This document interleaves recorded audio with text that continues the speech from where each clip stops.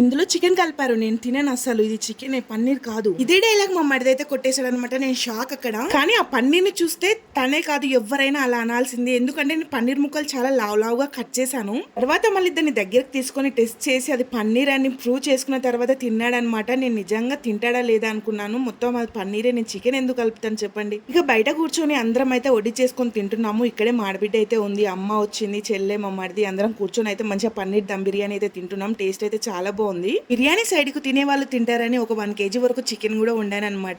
Side కు పెట్టుకొని తిన్నాం. టేస్ట్ అయితే చాలా బాగుండింది. అండ్ అలాగే అడగడం మర్చిపోయినా, మీలో బిర్యానీ లవర్స్ ఎంతమంది ఉన్నారు అండ్ బిర్యానీ ఏ బిర్యానీ ఎంత ఇష్టమో చెప్పండి. తిన్న తర్వాత ఇది మార్నింగ్ అనమాట. మార్నింగ్ అయితే అండ్ చెల్లె కొంచెం షాపింగ్ చేస్తామంటే కల్వకుర్తికి అయితే వెళ్ళి ఒక శారీ అయితే తీసుకొని వచ్చామన్నమాట. ఇది మా మినీ వ్లాగ్. ఇక ఇంటికి వచ్చిన తర్వాత కొత్త బట్టలు అయితే పెట్టేసాం, కట్టుకొని అయితే వెళ్ళారనమాట. ఆ బట్టలు ఏవో చూసేయండి. ఇక్కడ ఫొటోస్ అయితే యాడ్ చేస్తాను. సో ఇది శారీ అనమాట. సో ఇలా అయితే ఫొటోస్ దింపాను. వీడియో నచ్చితే మాత్రం చిన్న లైక్ ఇచ్చి సబ్స్క్రైబ్ చేయండి.